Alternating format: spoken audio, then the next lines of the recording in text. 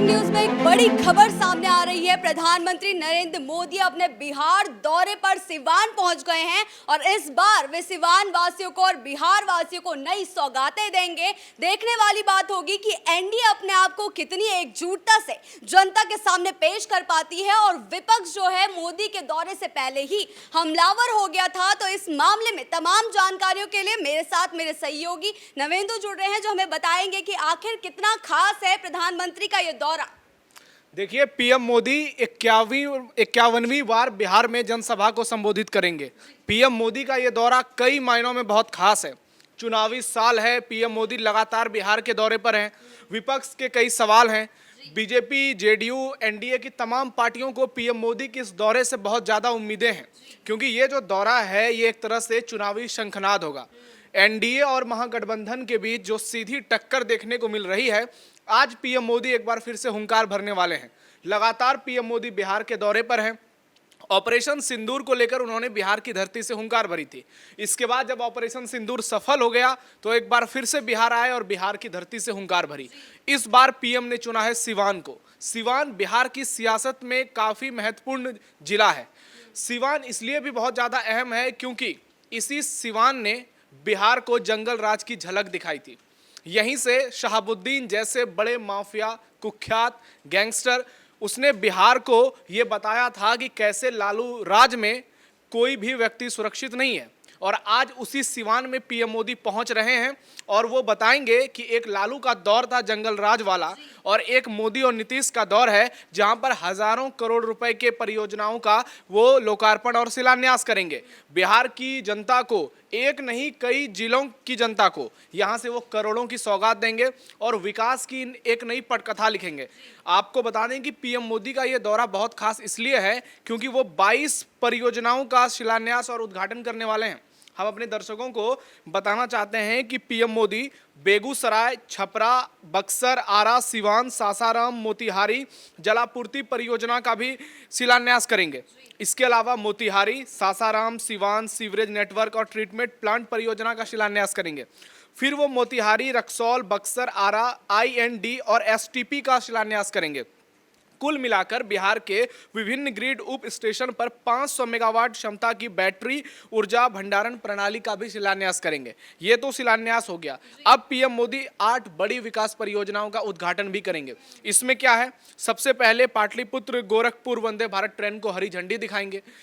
उसके बाद दीघा, कंकड़बाग, मोकामा, फतुहा, बेगूसराय, बख्तियारपुर एसटीपी और सीवरेज नेटवर्क का उद्घाटन करेंगे। कई जगह के लिए इसका शिलान्यास करेंगे और इसके लिए उद्घाटन करेंगे।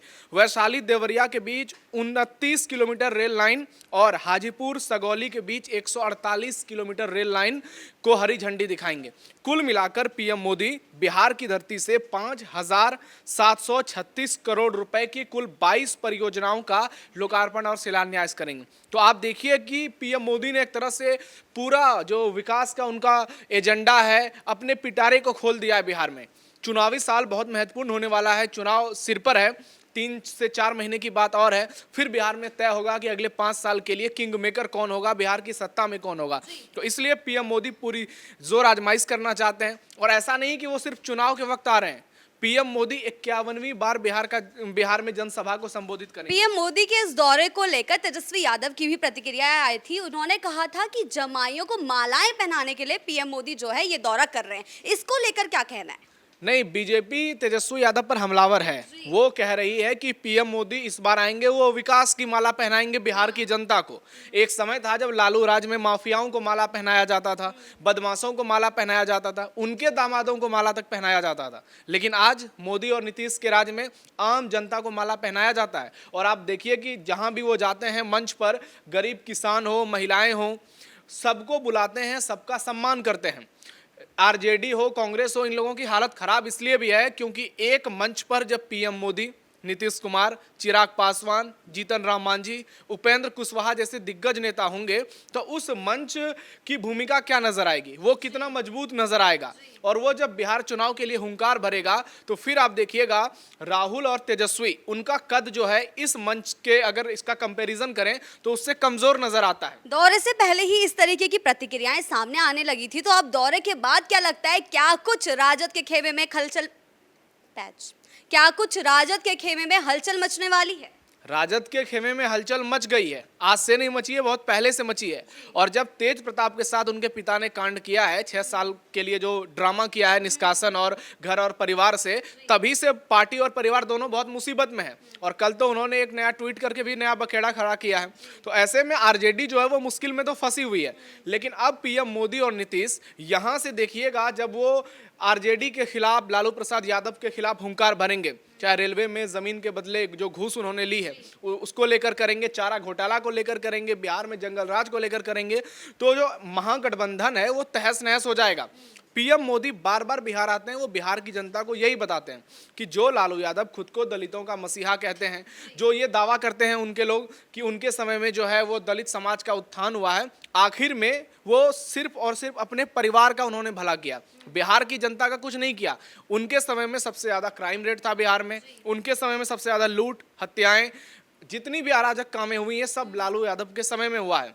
और सिवान बहुत इंपॉर्टेंट है क्योंकि ये शहाबुद्दीन का गढ़ रहा है। और यहाँ से एक तरह से कहें तो बिहार में जो बाहुबली, वहाँ बाहुबली का जो खेल चलता था उसका एक बहुत मजबूत गढ़ माना जाता था। और आज भी जो शहाबुद्दीन है, उनकी पत्नी हिना साहब, वो आरजेडी में आरजेडी में लगभग शामिल हो गई हैं क्योंकि उनके जो बेटे हैं ओसामा, उनको आरजेडी टिकट देने वाली है विधानसभा चुनाव में। पिछली बार जब आरजेडी ने हिना साहब को टिकट नहीं दिया था तो वो निर्दलीय चुनाव लड़ी थी। उसका फायदा क्या हुआ था, सिवान से जेडीयू ने चुनाव जीता, विजय लक्ष्मी देवी कुशवाहा ने आरजेडी के अवध बिहारी चौधरी को हराया था।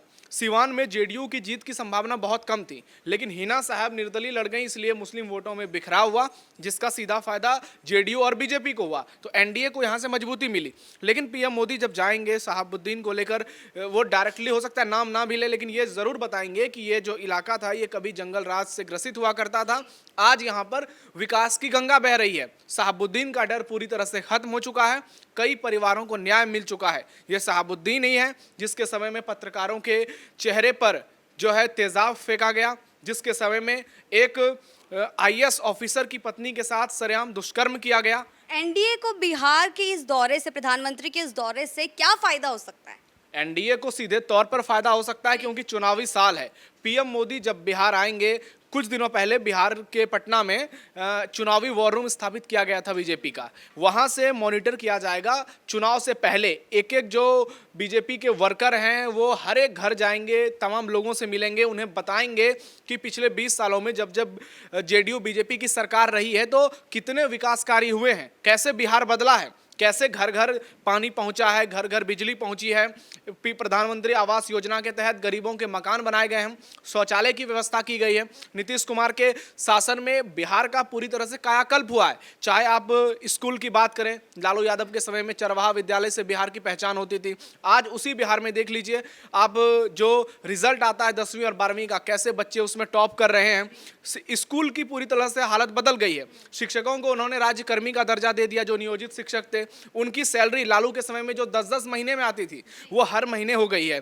के पाठक को जब नियुक्त किया गया था उसके बाद से अब तो एसीएस सिद्धार्थ आ गए हैं वहां पर, लेकिन नीतीश कुमार की जो भी एक तरह से रणनीति है उसमें वो अपने सभी कामों को जनता के बीच जाकर के परोसेंगे और वो जमीन पर दिखाई देता है। क्योंकि लालू के समय में विकास कार्य दिखाई नहीं देते थे।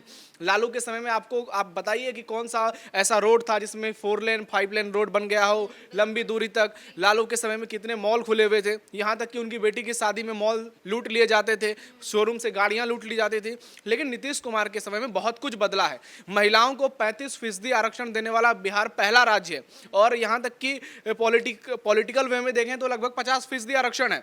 चाहे आप पंचायती चुनाव को देखें या लोकसभा चुनाव को देखें, तो नीतीश कुमार ने बिहार को वाकई में पिछले 20 सालों में बदला है। और जो लोग ये बार बार सवाल करते हैं कि नीतीश ने बिहार के लिए क्या किया है, उन्हें कंपैरिजन करना होगा कि नीतीश से पहले जितने सीएम आए उन्होंने बिहार में क्या किया है और नीतीश कुमार के रहते क्या हुआ है। आप ये सवाल जरूर खड़ा कर सकते हैं कि क्या नीतीश ने आपके उम्मीद के मुताबिक 100% काम किया है, उसका जवाब आपको सरकार से मांगनी चाहिए। लेकिन अगर आप तुलनात्मक रूप से देखेंगे तो लालू के कार्यकाल और सीएम नीतीश का कार्यकाल, इसमें जमीन आसमान का अंतर दिखाई देता है। वो विकास दिखाई देती है जो लालू के समय में नहीं हुई थी। राबड़ी देवी 10 साल मुख्यमंत्री रहीं, उनको अपना दस्तखत करने नहीं आता था, उनका ठप्पा लगवाया जाता था। लालू यादव के समय में कैसे लूट होती थी, कैसे जानवरों का चारा खाया जाता था, वो सब जनता ने देखा। और नीतीश के समय में और एक बड़ा यहाँ पे बात यह है कि नीतीश कुमार जब सिवान की धरती से हुंकार भरेंगे तो महिला वोटरों को साधने की उनकी बड़ी रणनीति होगी,